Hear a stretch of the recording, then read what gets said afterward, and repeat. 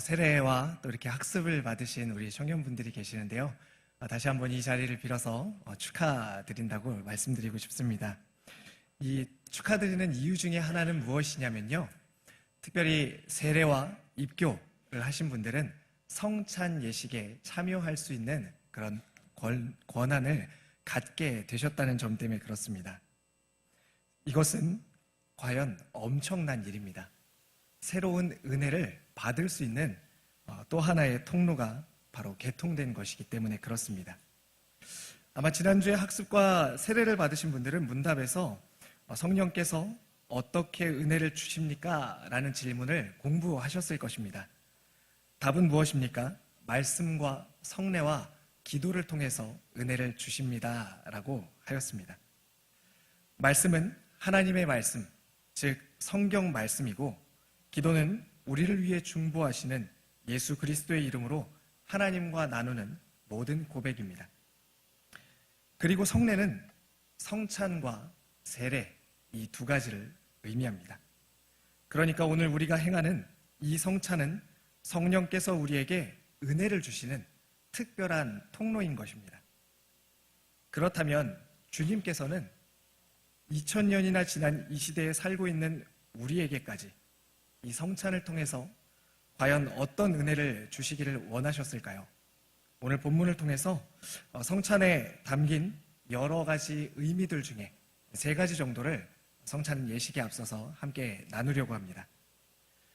그 의미 첫째는 무엇이냐면 바로 감사가 회복되는 것입니다. 예수님께서 떡과 잔을 나누시기 전에 각각 반복되는 행동을 하고 계십니다. 17절과 19절 말씀을 한번 같이 보겠습니다. 우리 17절과 19절 말씀을 읽으실 때 예수님께서 하시는 행동에 한번 초점을 맞춰서 찾아보시면서 읽어보겠습니다.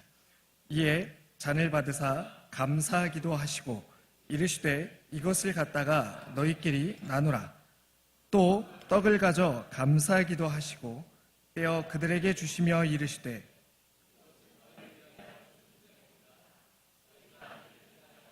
기념하라 하시고. 아멘. 화면을 그대로 좀 띄워주시고요. 어떤 행동이 반복되고 있습니까? 감사기도 하시고 라는 행동이 반복되고 있습니다. 사전에서 성찬을 찾아보면요, 유카리스트라고 그렇게 부르게 됩니다. 이 말은 감사라는 뜻의 헬라어 유카리스토스에서 왔습니다. 그러니까 성찬 자체가 이 감사라는 것과 아주 밀접한 연관이 있다는 것입니다. 그래서 우리가 볼 때 성찬에 포함된 중요한 의미 중 하나는 바로 감사인 것입니다. 이 감사는 하나님께서 내게 주신 은혜를 감사하는 것입니다. 그 은혜의 고백을 하나님께 감사로 올려드리는 것입니다. 우리는 타인으로부터 어떤 호의를 받을 때 또는 무언가를 받게 될 때 고마운 마음을 갖게 됩니다. 누군가 나에게 호의를 베풀게 되면 고맙게 생각하는 마음이 드는 것이 당연한 것입니다. 가령 순모임에서 누군가 내 대신 자리를 만들어주고 내가 오기 전에 그 자리를 아주 깔끔하게 정리해주고 또 예쁘게 세팅을 해주고 의자를 미리 빼서 앉게 해준다면 우리는 그 사람에게 고맙다고 말할 것입니다. 그런데요, 누군가 나에게 한 학기 등록금을 마련해 준다면 어떠시겠습니까? 아마 선물이라도 사서 그렇게 보답하려고 하시지 않으시겠습니까? 그런데요, 만약 누군가가 나에게 강남에 있는 아파트 한 채를 사주었다면 어떠시겠습니까? 입가에 미소가 절로 지어지시죠? 아마 엄청난 반응을 우리는 하게 될 것입니다. 연신 그 고마움과 또 기쁨 때문에 평생 또는 한동안 감사를 표현하게 될 것입니다. 그런데 예수님은 이와 같은 이 땅에서 소유할 수 있는 것, 이 땅에서 잠깐 누릴 수 있는 이와 같은 것들이 아니라 우리의 영원한 생명을 구원해 주셨습니다. 우리는 이 성찬을 대할 때 내게 영원한 생명을 주시기 위해서 십자가에서 돌아가신 예수 그리스도께 주체할 수 없는 감사의 표현이 있어야 할 것입니다. 그런데 세상을 살아가다 보면 우리가 겪는 여러 가지 문제들과 또 처한 현실 때문에 나에게는 감사할 것이 없다라고 그렇게 생각이 될 때가 있습니다. 관계가 어렵고 취업이나 시험에 합격이 잘 안 된다고, 또 지금 하는 공부나 일이 마음에 안 들고 직장 상사가, 또 직장 후임이 마음에 들지 않는다고, 또 가족이 자신의 처지가 탐탁치 않아서 감사할 것이 없다고 생각하게 되는 것입니다. 그러나 여러분, 한번 생각해 보시기 바랍니다.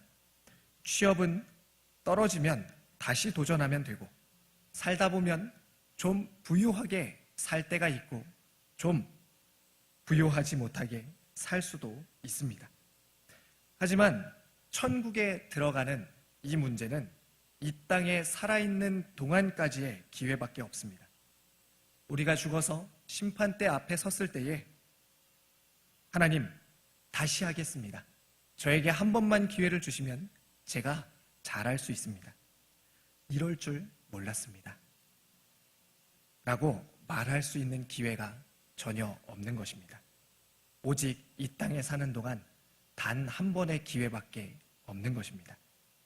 그런데 성경에 보니까 방금처럼 말한 사람들이 많다고 합니다.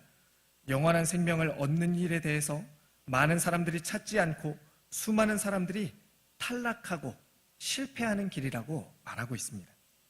그러나 우리는 이 길을 끝까지 걸어가 마침내 천국 문을 통과하게 될 것입니다. 왜냐하면 예수 그리스도께서 여러분을 위해서, 우리를 위해서, 그리고 나를 위해서 돌아가셨기 때문입니다. 그래서 우리가 성찬 앞에서 끝없는 감사가 있을 수밖에 없는 것입니다.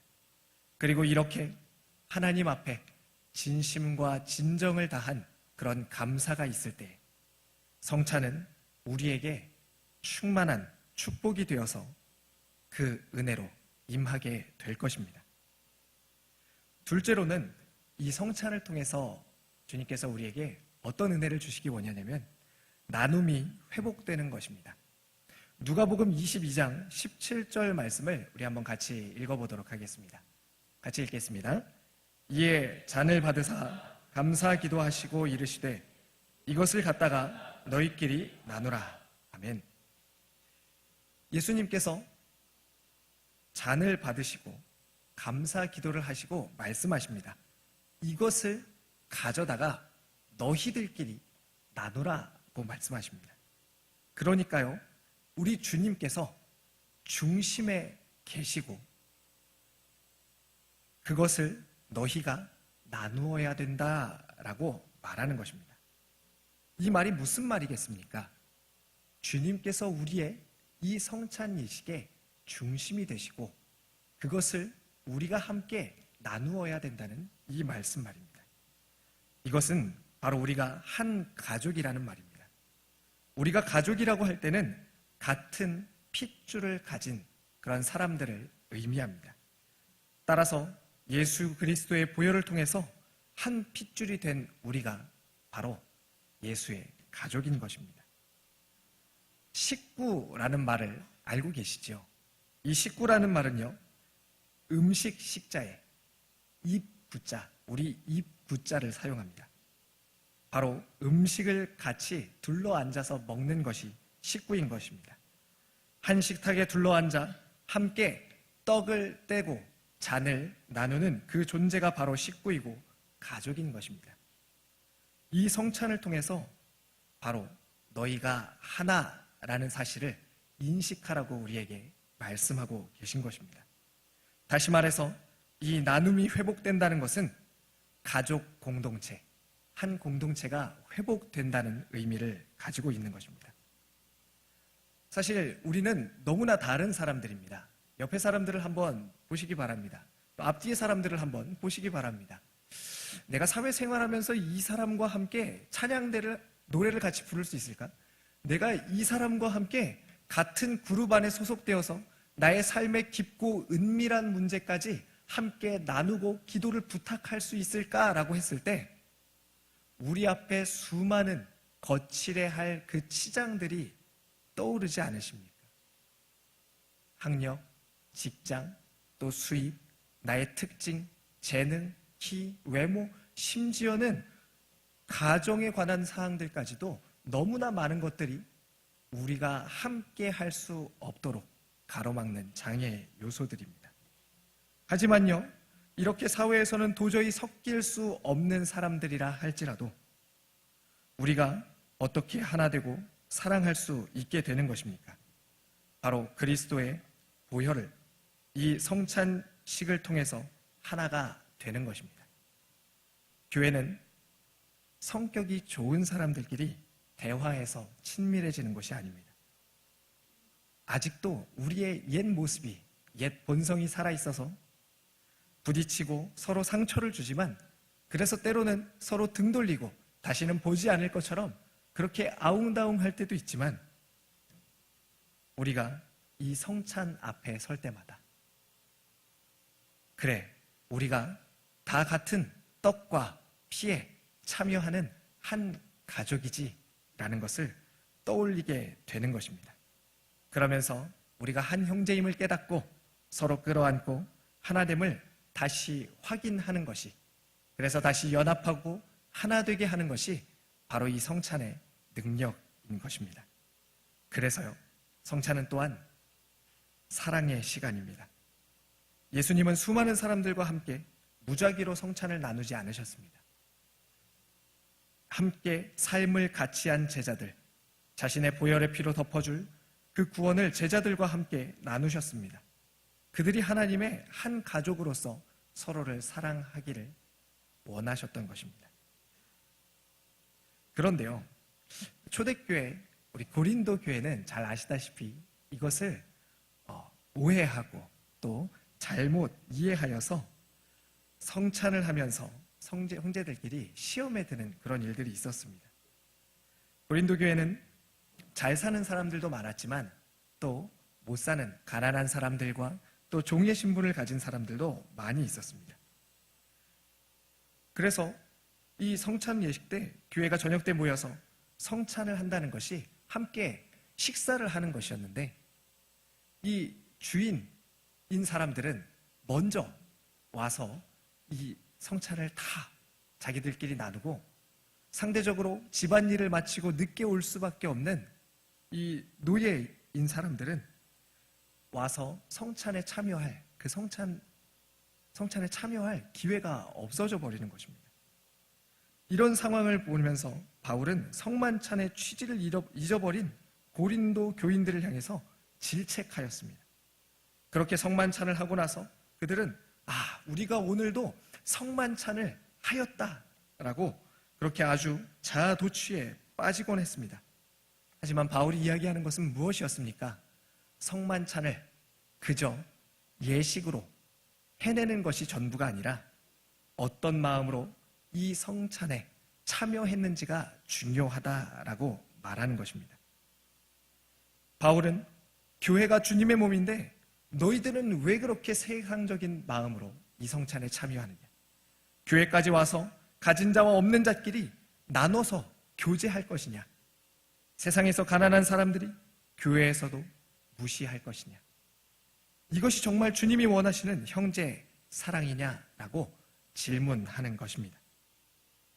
그러므로 우리도 오늘 성찬을 통해서 함께 나누는 이 서로를 예수의 가족으로 다시 한번 새롭게 인식하고 가족으로 대하기를 결단하시는 시간이 되시기를 간절히 바랍니다.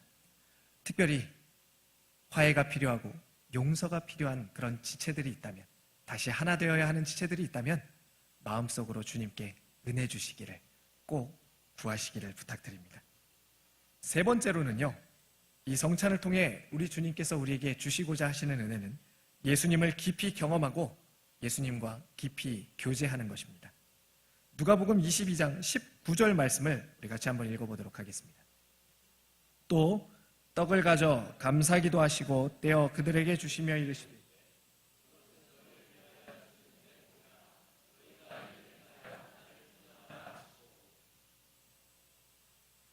유월절 만찬에 사용된 떡은 유대인의 주식이었습니다. 그러니까 꼭 성찬 때 먹지 않아도 자신들이 항상 먹는 그러한 떡이었습니다. 굳이 주님께서 그 떡을 떼어주시면서 자신의 몸이라고 말씀하십니다. 요한복음 6장 35절에는요, 예수님께서 나는 생명의 떡이니 내게 오는 자는 결코 줄이지 아니할 터요 나를 믿는 자는 영원히 목마르지 아니하리라고 말씀합니다. 사람은요, 계속 배고픔을 느끼는 존재입니다. 우리가 매일 음식을 먹고 있다는 것은 거꾸로 무엇을 반증하는 것이냐면 우리는 먹고 먹어도 또다시 먹을 수밖에 없는 줄인 존재라는 것을 증명하는 것입니다. 아무리 많이 벌고 아무리 높이 올라가고 아무리 많이 가져도 만족을 모르는 것이 바로 우리 인생입니다. 영적인 만족이 없으면 끊임없이 배고픈 것이 바로 우리의 인생인 것입니다. 그런데 예수님께서는 내가 생명의 떡이다. 나를 먹는 자는 다시 줄이지 않을 것이다 고 말씀하십니다. 이 생명의 떡을 먹는다는 것은 십자가의 주님을 믿는다는 것입니다. 그런데 주님을 믿는다는 것과 주님을, 생명의 떡인 주님을 먹는다는 것과 연결이 잘 되십니까? 어떻게 우리가 예수님을 먹을 수 있습니까? 차라리 예수님을 섬기라, 그분에게 순종하라, 이렇게 하면 쉽겠는데 먹으라고 말씀하고 있는 것입니다. 이 먹으라는 말의 개념을 우리가 살펴보는 것이 필요합니다. 먹는다는 것은 예수님의 십자가를 믿는다는 것인데 이것은 단순히 지식적으로 믿는 것이 아니라 내 몸 안으로 완전히 우리 주님을 그리고 그 십자가를 받아들이는 것을 의미합니다. 예수님과 내가 하나 되게끔 우리 주님을 받아들이는 것입니다. 시편 34편 8절 말씀은요, 너희는 여호와의 선하심을 맛보아 알지어다 라고 말씀합니다. 맛보아 알지어다 라고 말하는 것입니다. 한번 생각해 보시기 바랍니다. 어떤 곱창이 맛있게 생겼다, 그것이 정말 맛있다 라고 TV를 보면서 말하는 사람과 실제로 그 곱창을 직접 그 집에 가서 줄을 서서 기다리면서 먹어본 사람은 다른 것입니다. 먹는다는 것은 구경하는 것이 아니라 내가 직접 체험하는 것입니다. 마찬가지로 십자가도 구경하는 것이 아니라 내가 체험하는 것입니다. 저는 오늘 이 자리에 참석한 모든 청년 여러분과 또 성도님들이 구경꾼이 아무도 되지 않으시기를 간절히 바랍니다. 성찬은 구경하는 것이 아니라 우리 모두가 체험하는 것입니다.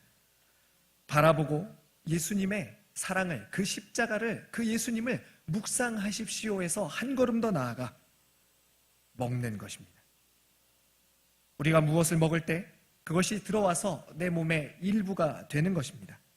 예수님을 여러분의 삶에 전 인격을 열어서 받아들이는 것입니다. 그분이 내 안에 들어오시게 하는 것입니다. 그래서 그분이 내 삶의 구석구석을 통치하고 다스리게 하는 것입니다. 여러분, 우리가 성찬에 참여할 때마다 아주 신비로운 예수님의 임재가 있습니다. 이것을 통해서 예수님은 우리와 깊이 교제하기를 원하십니다. 그리스도를 통해서 하늘의 양식을 우리가 공급받으시기를 원하는 것입니다. 그래서 이것이 바로 주님께서 우리에게 은혜를 주시는 새로운 통로라고 이야기하는 것입니다. 그래서 성찬의 핵심은 바로 우리 주님과의 교제인 것입니다. 이 교제를 통해서, 이 성찬을 통해서 우리는 주님과의 사랑을, 주님과의 그 은혜를 회복할 수 있습니다. 처음 예수님을 만났을 때의 그 감격을 지난 수개월 동안, 또 지난 수년 동안 세상에 살면서 다시금 잃어버려지고 다시금 빛이 바른 그 믿음과 사랑을 다시 한번 뜨겁게 지피는 것입니다. 그래서 주님은 성찬을 주시면서 제자들에게 말씀하셨습니다. 나를 기념하라. 이것을 자꾸 하면서, 그리고 계속해서 반복적으로 하면서 우리 주님을 기억하라는 것입니다. 우리가 사랑하는 그 사람의 사진을 잘 볼 수 있는 곳에, 차에나 또 컴퓨터 화면에나 또 카톡의 프로필 화면에나 또 우리의 핸드폰의 화면에 넣고서 계속해서 보는 것처럼, 그리고 그것을 볼 때마다 그 사람을 떠올리고 생각하게 되는 것처럼, 바로 이 성찬을 통해서 쉽게 잊혀져 버리는, 또 쉽게 잊어버렸던 예수님의 십자가 보혈을, 그 사랑을, 또 내 힘으로 살아가려고 했던 그것들을 다 포기하면서 십자가 앞으로 계속 돌아오라고 말씀하시는 것입니다. 그러므로 오늘 이 성찬이 우리 모두에게 그분이 나를 다스리시고 채우시게 하시고 예수님과 연합하는 것이 되기를 바랍니다.